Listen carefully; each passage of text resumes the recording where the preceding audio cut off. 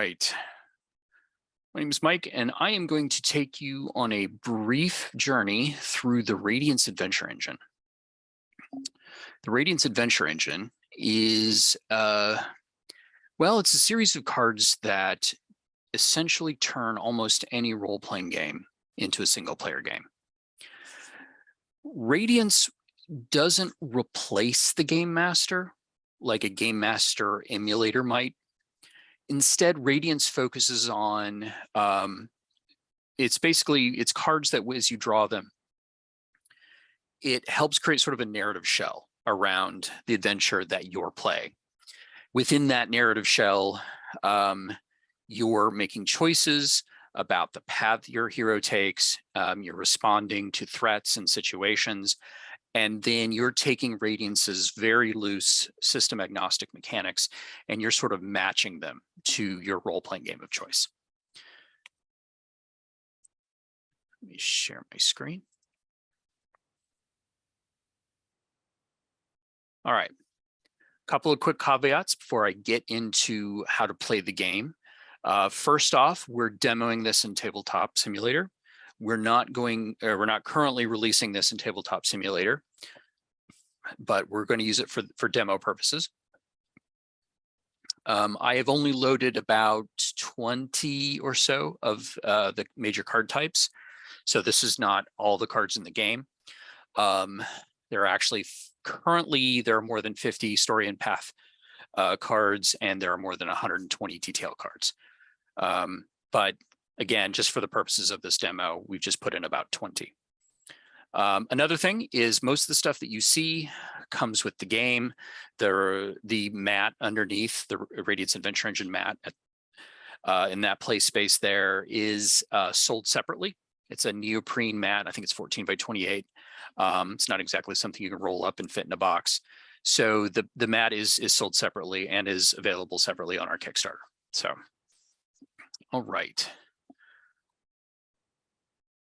Oh, I also want to say real quick, you know, we are still in the middle of our Kickstarter, and we still have beta testers who are testing particularly individual cards. So I will say that all things are subject to change.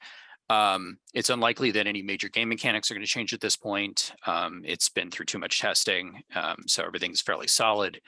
But we are still testing individual cards, so some text may change by the time this is sent to the printer.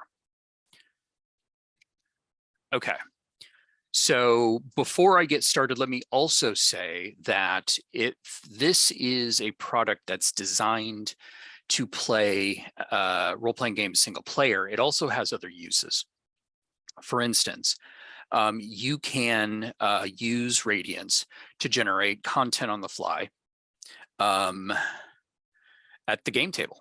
Like, so if you're a game master and you need a side quest, if you're a game master and you just haven't prepped and you want to continue, you want to have a session anyway, you can actually use Radiance cards to help craft you know, the story and the adventure that you're playing for that particular session. Another use that is a personal favorite of mine is as journaling game. So it basically, Radiance allows me to take any role-playing game that, you know, I want to play, and a number of the games that I've not had a chance to play because I can't find a group for them. It allows me to take those games, play them, and then my particular favorite thing to do is to write what happens. So this very much is a tool for those who like to play journaling games and just write down the output of the adventure as it happens. Another use case is round robin GMing. So for instance, a round robin GMing would be each person at the table takes a turn as the game master. So as Radiance goes through its 8 adventure stages, each person could do one adventure stage. They GM for the players for that adventure stage. When that adventure stage is up, you move to the next person, they do the next stage. So lots of uses. All right. For the purposes of this demo, I'm going to use one of my favorite one of my favorite recurring characters. I tend to play recurring characters from the D20 world. So D&D, Pathfinder, that sort of thing. He is a Karukia. He is a low-level Tempest Cleric and Monk. And I'm going to use him in this particular demo. All right, what is required to play? In order to play Radiance, obviously you need to have the base set and you need a role-playing game. You got to have some kind of system to actually handle the mechanics. So Radiance focuses very much on the narrative side of things, and it only loosely dives into the mechanics of the role-playing game. You need that role-playing game to handle your task resolution, etc. You need a character. You can play, if you're playing single player, you can play single player with a single hero. You can play single player with multiple heroes. For the purposes of this demo, we're going to focus on single player, single hero. So my guy Karukia. And then, of course, you need anything else that comes with, that is required by your role-playing game. So dice, right? Cards to flip, etc. Grab myself some dice. Oh, yeah, here we go. So dice. All right. So let's talk about the pieces. Let's just name the pieces real quick so you kind of have some frame of reference before we dive into what an adventure looks like. Okay, so at the bottom here, we have, these are all sort of like reference cards that you use during gameplay. We have rewards references. Rewards are basically, we have these things called reward cubes that you earn from more difficult situations. This goes on top of whatever sort of loot mechanic you use in game. So reward cubes can be spent on narrative rewards, such as making the adventure easier. And they can also be spent on, we have guidelines for sort of loose, loose loot mechanics that you can use to augment whatever would happen normally. In other words, if your guy takes on a goblin in single combat and beats him, you don't need to spend a reward cube in order to pick up the goblin spear. This is for additional rewards on top of everything. So that's what these cards down here are. We have complication reference card. Complications are difficulties that are added. Typically, they're mandatory difficulties added to either a path or a story. We'll get more into that later. We have action cards. So actions are where Radiance's mechanics meet the mechanics of your role-playing game. So whenever your character goes to do something, you pick an action type, and you'll reference the action card to see how you should match that action type to your role-playing game. Now, the way Radiance is structured, every adventure is broken into 8 stages. So we have 8 stage cards here, okay? We have 8 stage cards, and the stage cards, it's a 4-act structure, similar to Hero's Journey, and each act is broken into 2 stages. And so each adventure stage has a story associated with it. So 8 adventure stages, eventually you're going to play through 8 total stories. Stories are bits of drama that motivate your character towards some sort of action. So when you play a story card, you're going to interpret it, and your character is going to choose their, I call it a narrative goal. What is their goal in this piece of the story? Now, in order to accomplish that goal, your character is going to have opportunities that we call paths. I'll flip these to the other side. So paths are directions your hero can choose to go in order to achieve that sort of story goal. In order to take steps on each path, you take actions, and actions are, again, where Radiance and your game's mechanics come together. And you'll notice that the story and path cards, it's like the story is on one side, that's the white. The path is on the back side, that's blue. That's just to save, on numbers of cards. And the way to handle that is if you need to draw a random story, you flip it to the path side, you shuffle it. Oops, that didn't work. You shuffle it, draw a card, and flip it. And if you need to draw a random path card, so the blue side, you flip it to the opposite, shuffle it, draw the top, and flip it. So that's how you draw. All right. Now we begin.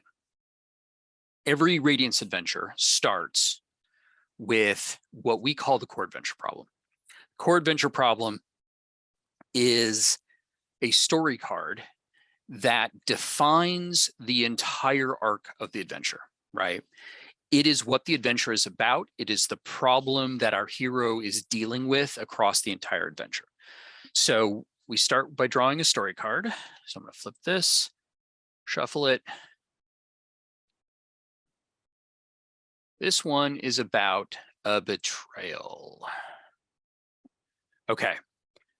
So whatever Karukia, our hero, is going to be dealing with, it's going to be about a betrayal. So that's what this adventure is about. So now we need to look at the card itself. For the core adventure problem, we're not going to resolve the story card like we normally would. So you're going to ignore all the text below that block that says storyline. Okay. We're just going to resolve the storyline for right now. And you'll notice that the storyline is actually a word replacement game, kind of like a Mad Lib. So in this case, detail or hero betrays detail or hero over the subject of detail. Every time you see the word detail, you're going to draw a detail card from the draw bag.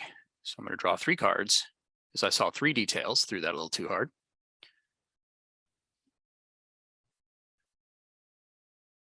Okay, here are the rules for how to resolve a storyline, because this is important because storylines are, you know, every story and path card has one. So you're going to do this a lot.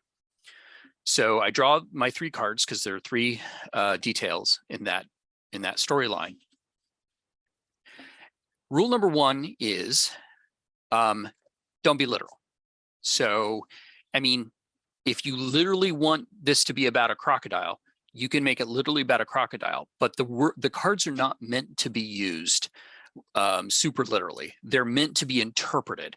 You'll notice that on each card, there is a sort of a noun that's kind of the main word, but underneath are descriptive words that are that sort of help you broaden your interpretation of the card. So crocodile could mean something that's ravenous, something that's armored, something that's insincere. The other day I was playing a Star Wars Edge of Empire game, and I kept drawing crocodile. It was kind of funny.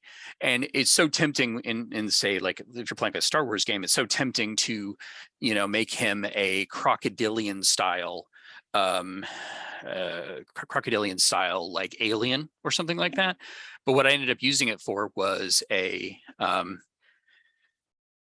it was a underworld character who had a tendency to essentially emerge from out of nowhere and just crushes enemies. Just kind of like a crocodile comes out of a swamp and just kind of like, grabs its food and then disappears back into the swamp. So again, don't take them too literally. Think of it very sort of abstractly. All right. The next rule for how to resolve storylines and detail cards is you can use them in any order.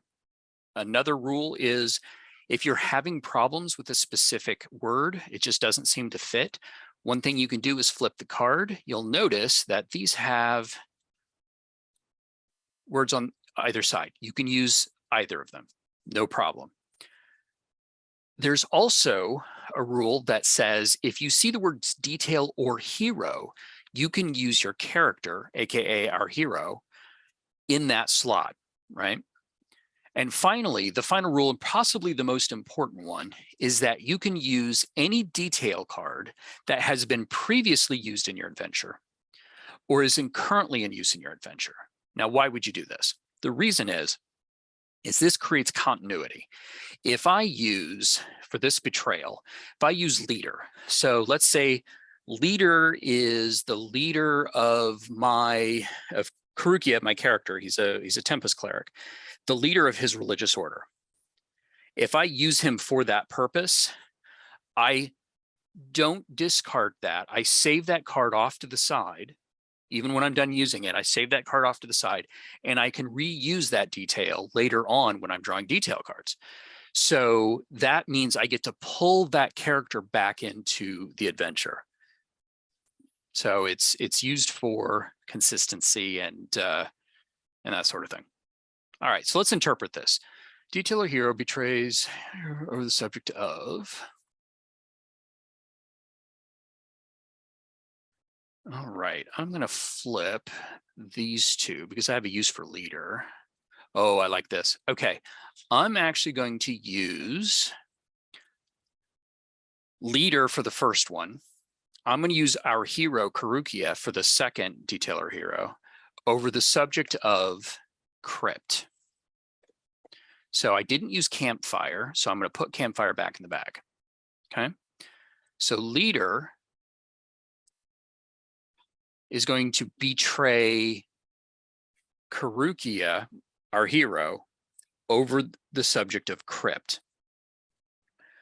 So Karukia belongs to an order that worships a storm god of some kind. He's a Tempest cleric. Not just any storm god, we'll say storms of the sea, etc. And on a religious pilgrimage, Karukia and the leader of his order came across evidence of a religious artifact of extreme significance. Karukia found it and was going to present it to the leader of his order. And out of, we'll say, jealousy, maybe, or fear that Karukia would try to abscond with this incredibly powerful and meaningful artifact. And let's say the artifact is in a crypt, right? So it was the burial place of some famous saint in their particular religion. Let's say that he basically had Karukia banished from the order. Like he basically and prevented him from being a part of the actual, obtaining of the artifact. And he set Karukia's fellow monks and clerics, set them against Karukia, and basically made up stories about Karukia was going to steal this and go off and use it. No. So that's kind of the backdrop, and that's going to be the problem that Karukia is going to deal with across this entire adventure, is this just giant betrayal. The leader of his order, much beloved, much respected, essentially has lied in order to prevent Karukia from, having anything to do with the glory of obtaining this important artifact from this burial crypt. Okay. We've now set the core adventure problem. And again, one more time, when you play a story card that is just for the core adventure problem, this only happens at the beginning of the game, you just resolve the storyline. You don't resolve any of that text underneath, okay? Now we begin the actual adventure. So every adventure is divided into 8 stages. We're going to start with the first stage. Stage 1, the Herald. So the beginning of the card talks about the core adventure problem. We just did that, okay? So we're going to skip down to main story. It all begins here. All right, so again, every adventure stage, all 8, every adventure stage is going to have a story to resolve, right? So this one says, complete a story that details events that hint at or foreshadow the core adventure problem. Okay, so whatever story I draw for this first adventure stage we're in is going to hint at or foreshadow the betrayal. Okay, so I'm going to take my story cards and I'm going to draw one. Flip him to that side, shuffle him up. Blind Ambition, well, that works.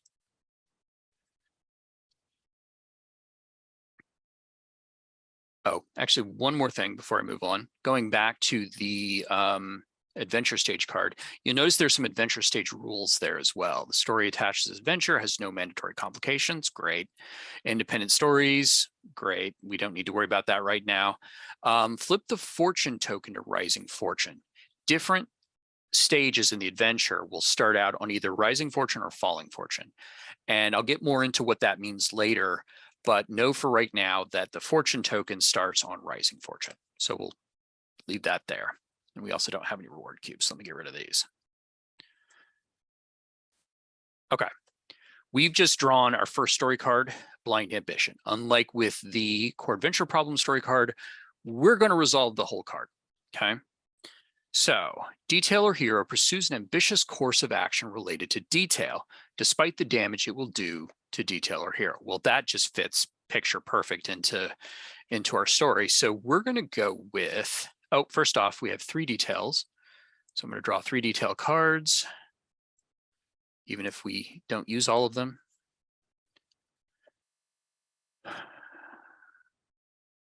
I think this one's easy. I think leader of the religious order pursues an ambitious course of action related to, yeah, we'll do crypt. Despite the damage it will do to, yeah, we'll use Karukia for this one as well. So we're going to start off using the exact same cards and choices that we use in the Core Adventure Problem. You don't always do this, okay? But this actually fits really well. So it's kind of interesting how this sort of fits together. So none of these cards were used, so they go back in the draw bags to be pulled some other time. And we're just going to reuse leader and crypt. And of course, our hero. All right, so as the story opens, Karukia and the leader of his order have just discovered the existence of this artifact. Well, they've just discovered the existence of the crypt of an ancient saint or important leader from their order, and they suspect in that crypt is this artifact. Karukia is a pretty honest guy. He's kind of a big, bold, brash, and jovial type, and he's got a pretty solid heart. So he's really interested in this from sort of a more historical and religious perspective. But he senses that something's not quite right with the leader of his order. The leader of his order is not acting in a manner that Karukia would think would be appropriate for the leader of a religious order, but we'll get into that later. So that's the storyline. We've just interpreted the story that's at this part of the adventure. And again, the story really it's a bit of drama that provides motivation for our character. Now, what do you do with that motivation?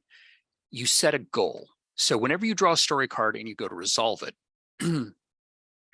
you as the player are going to think about the events of this, and you're going to figure out what is our hero's goal during this story. And that's important because all the cards you play after this that are part of the story are going to feed back towards that goal. So I'm going to say in this situation, Karukia sees the leader of his order acting not particularly holy. He seems to have gotten in his head that he could become one of the greatest leaders of this particular religious order in all of history if he could just get his hands on this artifact. And so Karukia is kind of setting out to, one, see what's up. Why is he acting this way? And B, if he can, curtail it a bit. It's like, look, boss, you're not following the tenets of our belief system. You're out for your own personal glory. So that's his goal. All right. So let's continue to resolve the rest of the cards. So it says there are paths. Our hero sets a narrative goal related to the story. We just did that. And role plays a series of paths to achieve it. When drawing paths, you may draw 2 and choose one to resolve. This story resolves when 2 paths have been resolved. Now, everything under that is related to complications. There are no mandatory complications for the story, so we can ignore that for now. Okay, that'll come up later stages of the adventure. So we can draw 2 and choose one, and we need to resolve 2. Okay, so here's where paths come in. So we've now figured out our story. We're now going to look at paths. Now we've set the goal as we're going to investigate the behavior of our religious leader and maybe try to get him to like come off of his like personal quest for glory.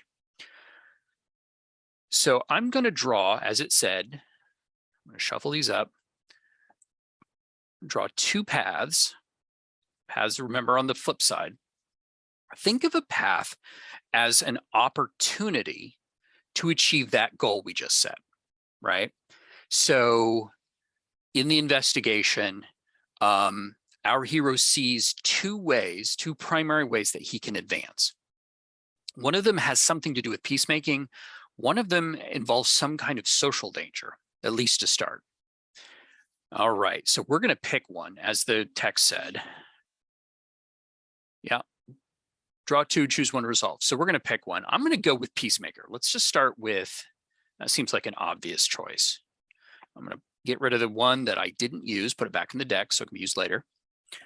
And we're going to go down a path that involves our hero attempting to aid 2 parties making peace with each other. Oops. So there you go. So there are 2 details in that storyline. So remember, both story cards and path cards have storylines, and so you'll need to draw 2 details for this one. So we'll draw 2 now. Oh, abolitionist, that's interesting. All right. So our hero is investigating what the leader of his order is doing or thinking because he has concerns about his behavior. Our hero discovers that the leader of the order is having a negotiation going on with, actually, let me just see what's on the other side of these cards. Yeah, we're going to go with abolitionist. With someone whose tenets are entirely the opposite of their religious order. This is someone who doesn't just disagree with the religious order. This is someone who has attempted to get Karukia's religious order destroyed, banished, outlawed. Okay, this is a mortal enemy of that religious order. You'll notice that if you look at the abolitionist card, radical, uncompromising are some descriptive words. So we're talking with someone who is a radical in that they are radically against the tenets of Karukia's religion. So to put a bow on this, our hero has an opportunity to aid 2 powers. We're going to go with leader. We're going to reuse the leader card again, and abolitionist in making and preserving peace with each other. Now, our hero decides to listen in on the conversation. Okay. He wonders why his leader is even engaging in dialogue with these heretics. And when he approaches the situation, he discovers that the talks have not just broken down, they're about ready to descend into violence. Karukia, again, big, bold, happy, compassionate man. Even those who hate his religion, he does not, he still tries to reserve some compassion for them. And so he is going to actually attempt to bring some peace back to this discussion. So let's say he walks into the back room of an inn.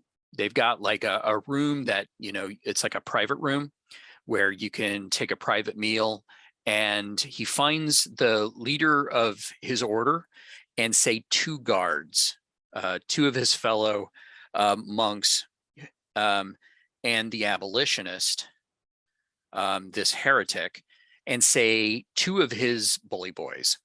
And they're starting to like throw insults at each other, and they're starting to threaten each other.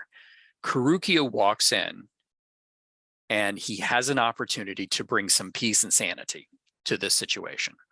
All right, so we're going to continue on with interpreting the card. Mandatory actions. All right, I'll explain that in a second. Before beginning this path, our hero must roleplay a mandatory action of moderate difficulty to bring 2 opposing and aggressive parties to the negotiating table. Okay, so interesting. So we're now going to dive into what actions are. So again, you take action. So if let me back up a second. If a story is your motivation for taking action, and a path is a opportunity or direction to achieve your story goal, actions are steps along that path, right? So typically you choose the action type you want to take. You do what makes the most sense from a narrative perspective. But this time, the card is saying you must take a mandatory action. And so we look up mandatory actions on the action reference cards, and it will tell you how to accomplish this action. And again, this is where Radiance's loose mechanics meet the mechanics of your role-playing game. All right. So, all right. So it says here, perform a test check or save against a skill attribute or similar according to your RPG's rules that matches the nature and difficulty of the action. Okay, so we know from the Peacemaker card that he's taking a mandatory action of moderate difficulty. All right. And so that means whatever dice roll that he's using for this mandatory actions typically are dice rolls,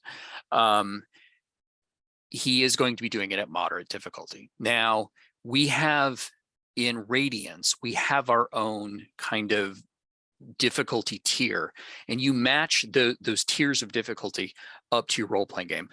Pretty much every role-playing game out there has a set of descriptive words that describe how to handle encounters or actions or tasks or dice rolls of different difficulties. And all you have to do is sort of match what Radiance uses with what your role-playing game uses.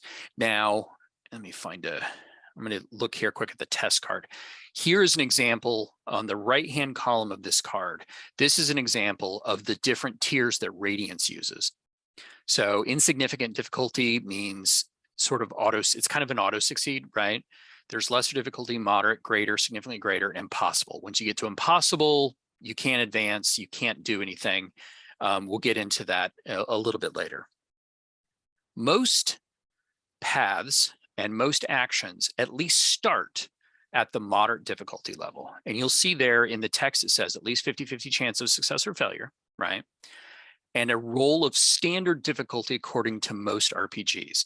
Most role-playing games, if you look in the rule book and you look at how it handles difficulties, whether you're rolling, DC this, or you're trying to achieve this target number, or you have to roll this many successes, etc. However your role-playing game handles it, there's always that middle tier, which is sort of your standard difficulty.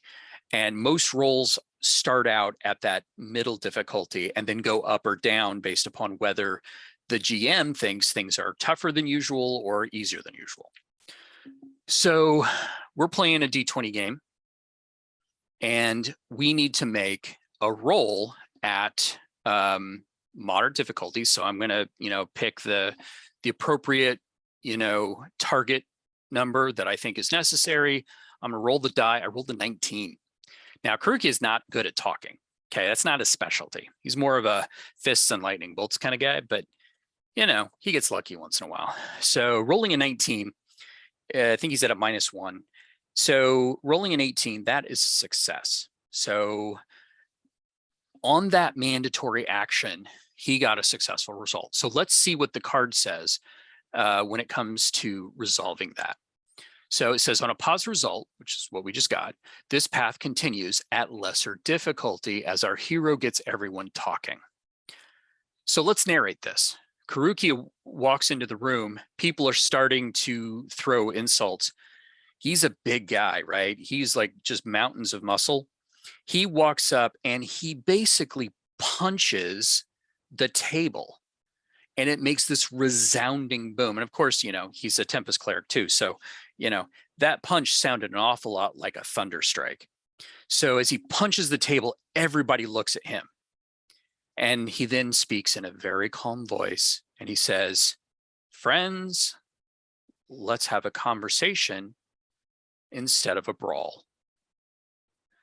And so he gets everybody's attention. He gets everybody calmed down. Maybe he invokes the fact that, you know, the innkeeper was nice enough to give them a room to chat in and not charge them, that, like, you know, they are upstanding members of the community and for them to get into a bar brawl would be unseemly. He says a bunch of things and he gets everybody to talk. All right, so we have passed that first mandatory action. We're going to now move on. So going down to the action section, it says role play an action that tests our hero's ability to bring peaceful resolution to this conflict.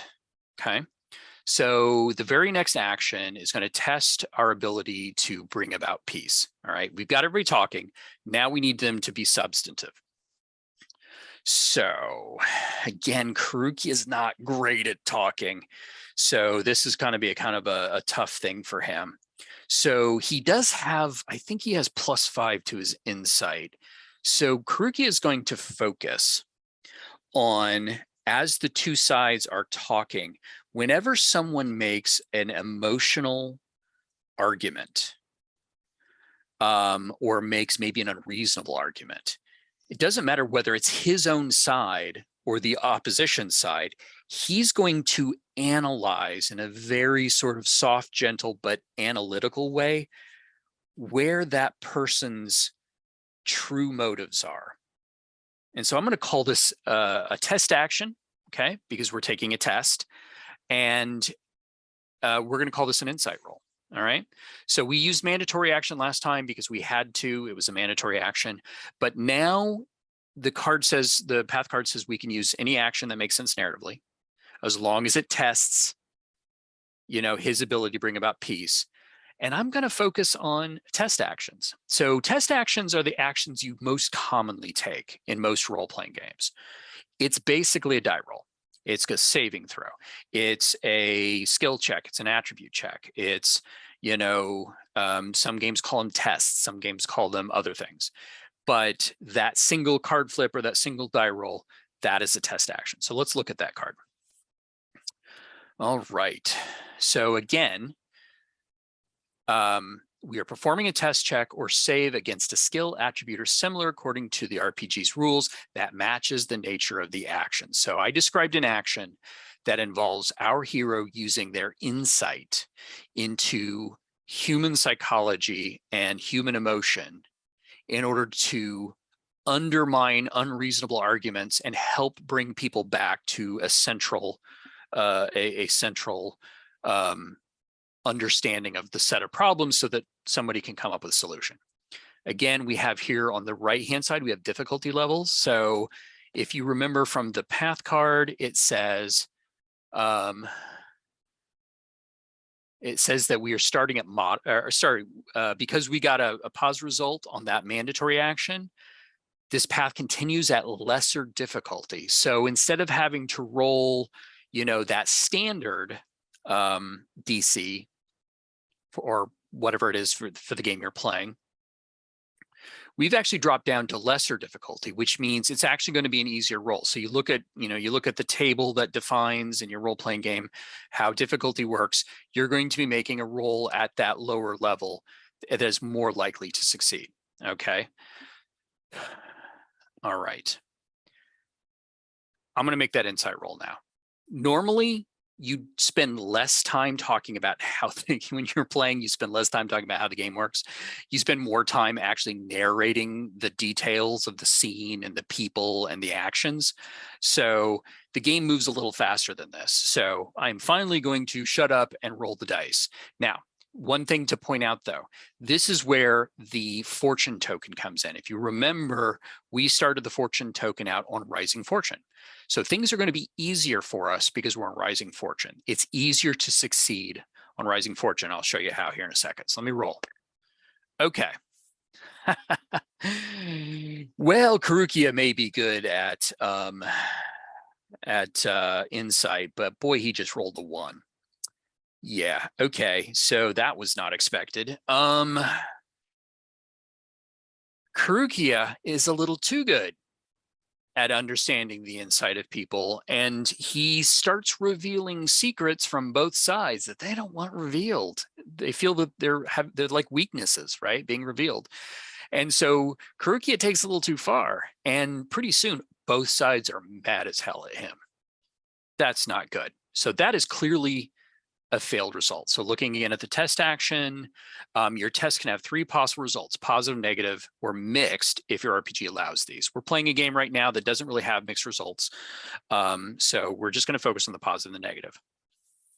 But if you're playing a game that has like, you know, that has like storytelling dice, like you see in some games where you can have sort of, again, mixed results, that's where mixed results come in. All right, so look up your result on the table in the reverse of this card and narrate. So we are going to flip. This is the test action resolution table. You're going to use this a lot, okay? You're going to look up where your fortune is at right now. Our fortune is rising. You're going to look up the test result. It's a negative test result, and you're going to do what it says. Flip the fortune token to falling fortune, perform another action. Okay, so Karukia has just... he's messed this up. He has gone a little too far with his analysis.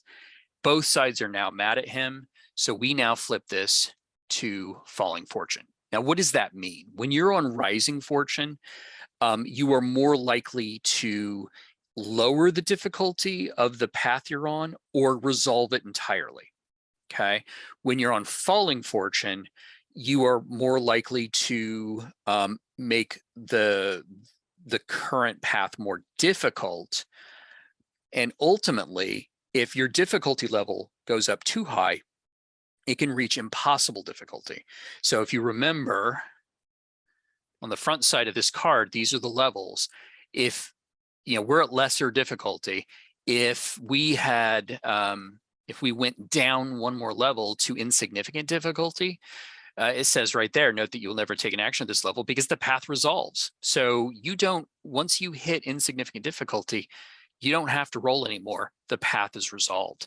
If you kept, say, bad luck or bad choices take you up to impossible difficulty, note what it says there. Note that you will never take an action at this level, as your path must be abandoned when difficulty raises to this level. So if you get to impossible difficulty, you essentially can no longer move down that path. That path is blocked. You need to find a different route to get to your goal. Okay. But we're still at lesser difficulty. We failed, but the result of that was to flip the fortune token to falling fortune. Not great. Okay. So we're going to keep performing actions until this path card is resolved. So Karukia is now like, well, shoot. Okay. Now both sides are mad at me. How do I take advantage of this? He thinks about it, and he realizes that when two people have a mutual enemy, they have common ground. So he's just inadvertently found common ground between his leader and the abolitionist, right? The person who has heretical oppositional beliefs. And he decides to play a bit of a risky card here. Karukia is going to take what we call a consequence yes action. All right, so what is that? So test actions are just a dice roll. Counter actions are encounters. I'll show you one of those in a minute. We have two kinds of what we call yes actions. at the moment. One is sacrifice, yes. You sacrifice something like paying a large amount of gold to a guard in order to move the path forward. So like a bribe, you pay a bribe. Or you have the perfect spell for this, but it's a really valuable spell slot. So you cast that spell, it moves you forward on your path, but you've just lost that spell in that spell slot. Consequence yes actions are actions that are, it's almost like you decide to act out of expedience. You get an advance on your path now, but you're going to pay for it in the future. So in a consequence yes action, when this option is used, the next story gains a complication. So I'm going to say Karukia says, well, if the two of you, pointing to both sides who are arguing at the table, if the two of you are unwilling to come to an agreement, I'm just going to go find the tomb myself and take the damn artifact if it's there. And oh my God, both sides stare at him, just eyes shooting daggers at him when he does this. So he has pulled them together into common ground. They are now going to act as one because Karukia has made himself the enemy. So he moves forward. He is working towards making peace here, but it's going to cost him. So let's see. If our hero's fortune is falling, flip the fortune token to rising and then perform another action. So we're going to go back. Yay. And where'd it go? There it is. And then again, when this option is used, the next story gains a complication. So the next story card I play just got harder because I just made enemies. Okay. All right. We still haven't resolved this path, but we're back on rising fortune. So things are looking up. So Karukia now has these people staring at him, shooting daggers. His leader of his order is threatening him with a censure or disciplinary action if he puts his hands on this artifact before the leader does. And so Karukia decides to pull back a little bit and say, well, why don't you guys work together in order to accomplish what you want to accomplish? By the way, what is it that you're trying to do? And it turns out that the leader is actually trying to get permission from one of his great enemies in order to gain access to this underground crypt where supposedly this great saint is buried. Okay, so the abolitionist, the heretic, actually owns the property and guards it well. And our leader was essentially surreptitiously trying to make a deal with the enemy in order to get down there and get his hands on that artifact.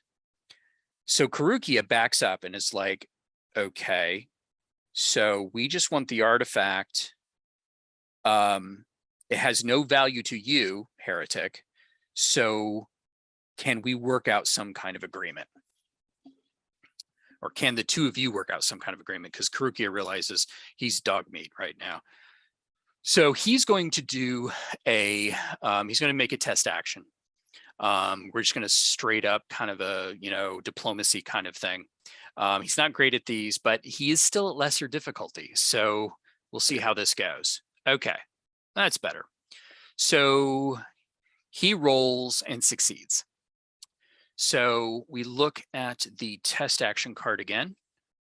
Flip this over. We are on Rising Fortune. We got a positive result. Yay, the path resolves. Our hero progresses down the path. So the path resolves, which means it is discarded, goes back in the pile, can be used again later, or can come up again later.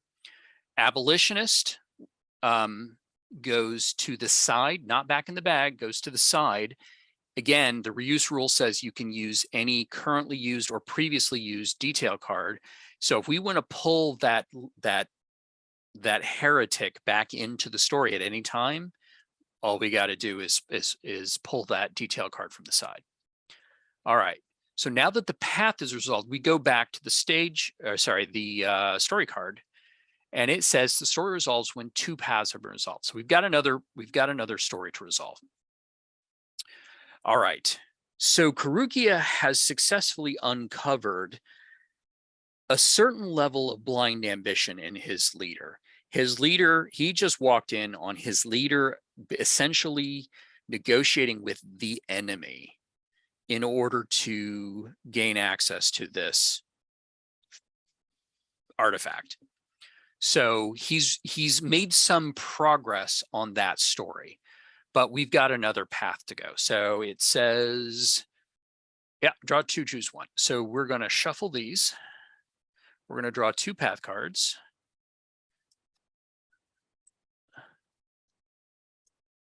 Oh, faith. Interesting. I'm going to go with faith. It sort of makes sense in this situation.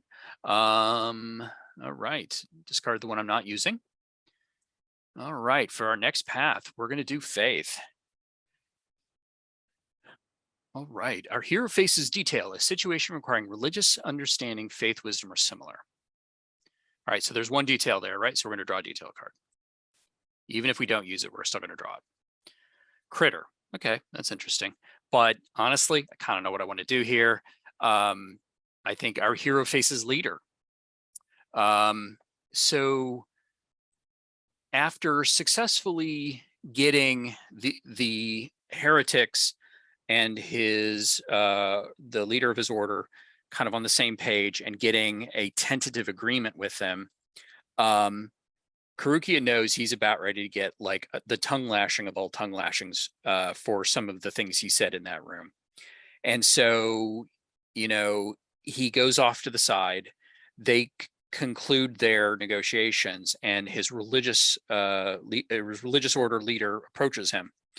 And Karukia knows he's going to get yelled at. But again, his goal in this blind ambition story is to find out what the hell his leader's doing and to try and bring him back to a mindset of like what the leader of an order should be focusing on rather than his own personal glory.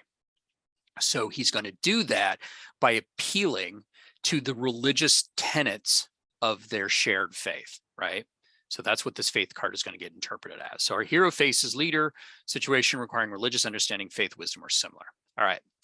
So it's time to resolve some actions. This path begins at moderate difficulty. So we know we're starting at moderate. Role-playing action that tests our hero's religious understanding, faith, wisdom, or an equivalent. Well, he's a cleric. This is what he does. He's reasonably skilled at this sort of thing. We're at rising fortune. So if I can succeed at this role, then we will resolve this path and everything will be great. So he lets the leader give him a tongue lashing. He appears appropriately penitent, but then he kind of brings up and he's like, "Sir, I'm concerned about you." The leader's like, "What is that supposed to mean?" He's like, "I'm concerned that this artifact that we're searching for has a grip on you. I don't want you to be stained by your desire for it." And then he proceeds to bring up, we'll say, some specific religious teachings, some specific sayings or quotes from religious texts. And let's see how well he does at this. Okay, not bad. That's a success. Okay, so he succeeds at this role. So he brings these up. His leader kind of thinks for a moment, gives him a shrewd look, and he gives a response that is a little weird. He just kind of shrewdly looks at Karukia and he says, the leader does, he says, "I see where you're coming from, son. I will take that in mind." And sort of non-committally lets the whole thing go. So let's go ahead and interpret the die results before I finish narrating. All right, so we go to our test action again, right? And we're on Rising Fortune. I got a positive result. That means the path resolves. So this faith attempt using faith to reach the leader succeeded. And since that is the second path resolved, that means this blind ambition story also has resolved, okay? And if blind ambition is resolved, the associated adventure stage is also resolved. And it's actually time for us to move on to the next adventure stage, okay? But let me finish the narration, because I think if I were playing this game out towards its logical end, and who knows, I might, I think this is how I would play it. The leader proceeds to act pseudo-penitently and make it sort of sound like Karukia's words have affected him. But I suspect that further down the road, the leader will mostly have just been paying lip service, because the hold of the glory that he could be, that could be found by being the one who finds this artifact, has just too strong a hold on the man. So Karukia was able to use the faith discussion to resolve at least some aspect of his goal. He figured out that the leader is in the grips of this madness, and that he's willing to do just about anything.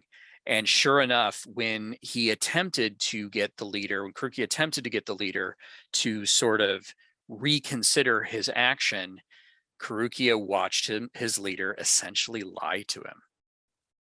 That's sort of kind of, Karukia realizes at that moment, his leader's lost, like he is not reachable.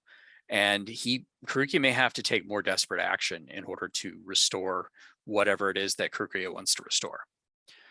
So we've resolved the first adventure stage. We move on to the second. The second one starts with complete a story that details a dramatic event, either figuratively or literally cataclysmic, that sets the core adventure problem into motion.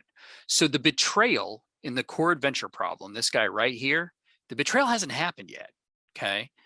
It's going to happen, and it's going to probably happen in this adventure stage. So when we draw our story card, we're going to interpret it. Oh, let me set these to the side as well, because these can be used. Sorry, let me.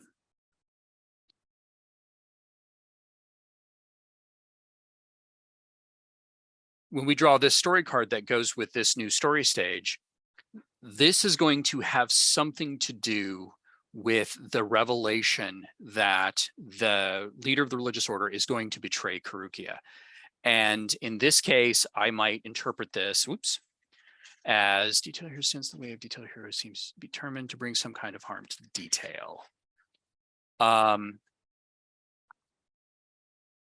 Like I have to say, I would draw detail cards, but I think however I would interpret that, it would be interpreted as the leader of his religious order showing his true face by attacking something important and forcing Karukia to defend it. And in that conflict, in that story, would launch the betrayal. And as a part of that betrayal, Karukia would find himself in dire straits and would have to, throughout the course of the adventure, somehow resolve that issue by bringing down the leader, or by leaving the order, or by some other means. So that is a quick and dirty demo of how to start a Radiance Adventure. Again, it tends to play faster than this from the perspective of drawing and interpreting cards, because it's just all in your head. I tend to write my stuff down, so I tend to take a little bit longer on the back end. But yeah, that's essentially how the game works. A couple things I didn't cover. So in this next story, we would have a complication attached to it. So let me just cover that real quickly. Complications come in, there are story complications and there are path complications. And whenever a complication is called for, you simply choose one from the appropriate list. It definitely makes things more difficult. And finally, I didn't cover B stories very much. A B story is like a complication on steroids. So you can choose to use a B story in place of a standard complication. And it can be very disruptive essentially to the adventure, but that's on purpose. The idea is, like in the case of the Thraldom B story, it's kind of like being thrown in jail. So if it makes sense to the story to pull in a B story instead of a regular complication, by all means do it. The other side of doing, in addition to being super interesting, the other benefit of going through a B story is typically you get a reward cube when you resolve it. So that's sort of your motivation for going through a little bit of extra difficulty as you're going through your adventure. All right, that's all I have for today. Thank you for listening. If you have any questions, please don't hesitate to reach out to us. Again, oddfishgames.com. This is the Radiance Adventure Engine, and I'll talk to you soon. All right, it's me again. I apologize. I said I would describe something and I missed it, so I'm going to add it back. Let me share my screen. I forgot to talk about encounter action types. So you saw several in the demo. You saw several examples of test action. We got to see the one of the S actions, and we got to see the mandatory action. There are two other action types, one of which is the prepare action, which I don't believe I covered. Oh, there we are. So a prepare action is something you can take once per story. And a prepare action is just a simple dice roll. It's mated against lesser difficulty. Again, refer to the chart on test actions here. You can see that lesser difficulty is going to match one of the lower difficulty tiers in your role-playing game. So it's a dice roll made at lesser difficulty. And a prepare action is where you step sort of back from the adventure just a little bit, and you take some time to gather resources, to train, to prepare, plan, gather allies, something that will help you in the the difficulty of the adventure. So let's say you're in an adventure and your current path is at moderate difficulty, and let's say you have a couple of failures, right? So let's say the difficulty rises to greater. Well, you're more likely to fail now. So if you get into more test actions, you might fail again. Well, now the difficulty level is significantly greater. So you've got a couple of options when the difficulty of a path gets too high. One of them is the prepare action. So the prepare action, you make your roll against lesser difficulty. It's going to be something like a skill check or something like that. So if you're researching, say you're gathering intelligence on an enemy and it's in a sci-fi world, who knows, maybe you're hacking into their security systems in order to see, what the positioning is of their security guards, security cameras, and turrets. If it's in a fantasy world, maybe you're doing research on the best way to fight this particular undead creature. If you pass the prepare roll, you actually lower the difficulty of the current path by 1 level. So if you were significantly greater, you'd be back down to greater. Still not easy, but you still have you have a better chance of success. If you're greater, you drop to moderate, moderate to lesser, etc. So that's what the prepare action does. Now, the reason you can't just use a bunch of these in a row is because they're limited to 1 per story. All right. So these should be used strategically in order to help either prevent the difficulty from getting too high, or when it gets too high, to help bring your situation back down to more manageable levels.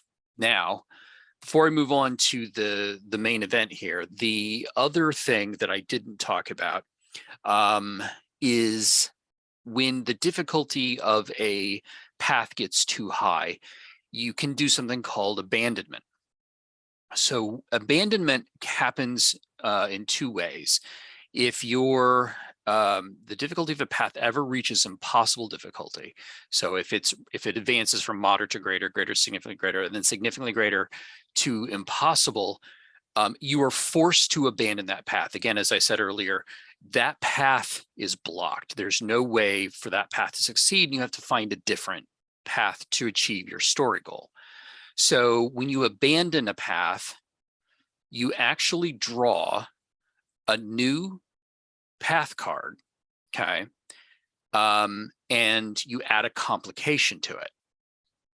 So even if your story card says, whenever you draw two and select one, draw two paths and select one path to resolve, you ignore that, because when you do an abandonment, you only ever get to draw one path card, and that is your next path that you have to attempt, okay?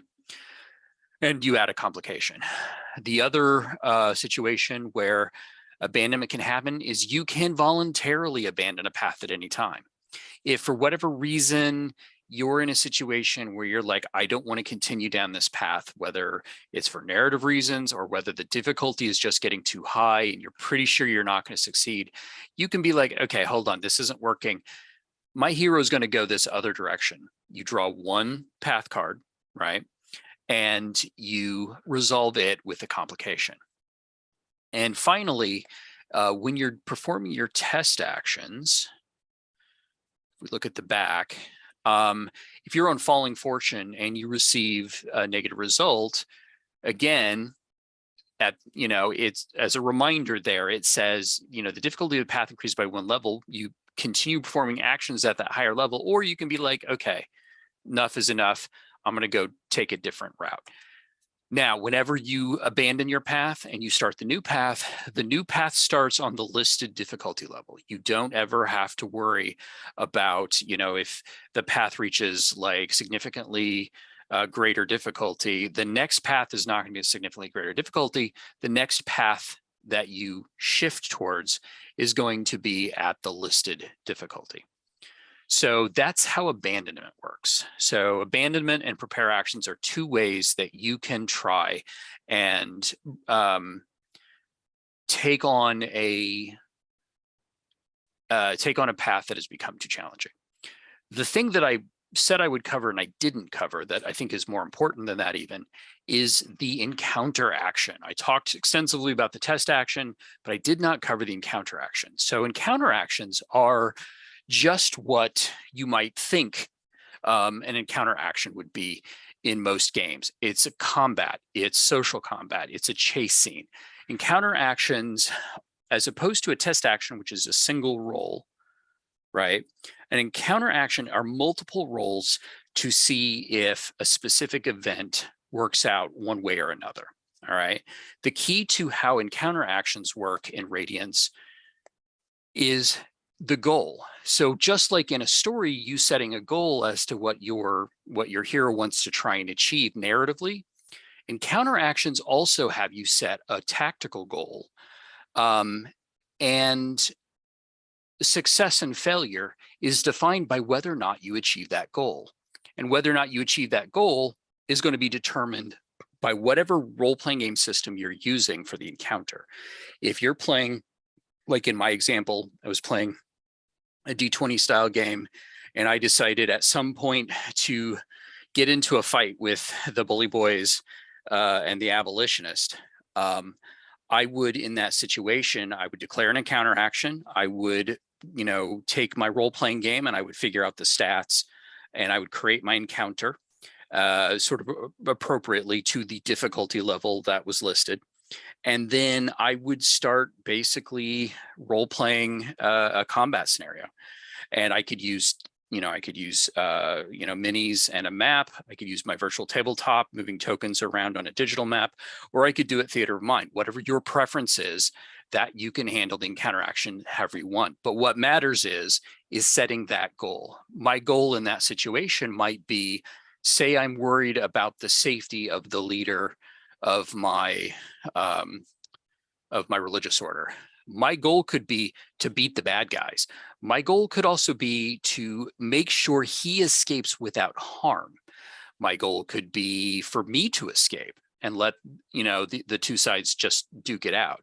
I could set that goal to whatever I think makes sense narratively. It would be the thing that my character would do, right? So you set that goal, you roll your dice, you flip your cards, you perform that combat encounter or other type of encounter. And then you would basically determine, based on your whether or not you achieved your goal, you would determine what the effect of the encounter is. Now, encounters tend to be bigger than just a simple dice roll. So if the result of an encounter is success, in other words, you achieve your goal, doesn't matter where you are at, it automatically results that path. Okay, you put in a lot of effort fighting that fight, so you're not going to have to fight 2 of those or 3 of those in order to resolve a path. Any sort of successful achieving of your goal in an encounter action results the path. If you fail, what happens will depend upon where your fortune token is currently sitting at. So that's an encounter action. One more point to bring up about encounters. When you're designing that encounter per your RPG rules, you're going to take into account the difficulty level of your current path, right? So in this case, in the case of a situation where my path starts me out at, says the path is at moderate difficulty, when I go to create that encounter, on the encounter action on the far right side there, it gives you a little bit of narrative description of what that means. So at moderate difficulty, the opposition is an even match for our hero. That means whatever your hero's level is and how many heroes you are playing, you're going to, at moderate difficulty, you're going to give them someone that is fairly evenly matched. So it's up to you as this, with your GM hat on, it's up to you to design that encounter so that it's a pretty even fight, challenging but not overly so for your character. Now, if it's greater difficulty, the opposition is going to be tougher than your guy. And maybe you have to get creative. Maybe you have to set your goal to escape, whatever the situation is, make sure it makes sense narratively and make sure that you design that encounter, using your RPG's rules to match that difficulty level. All right, that's it. Thank you for listening, and I'll talk to you later.